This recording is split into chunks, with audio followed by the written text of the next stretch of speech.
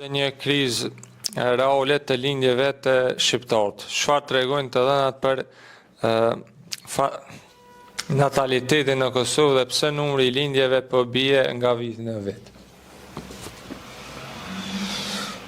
Kjo është një pyetje pak më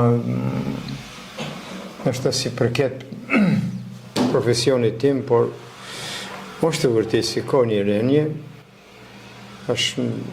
Unë nuk di të them kështu biologjikisht sa mund të jetë ajo, çfarë faktori mund të jetë, çfarë se kimikisht ose ai përjetuam këtë luftë të fundit që la pasoja të rënda, ndoshta janë edhe këto pasoja të këtij helmimi për shembull të luftës, por pra po them megjithatë shqiptarët do ta kenë gjithmonë shtimin e popullatës, gjithmonë.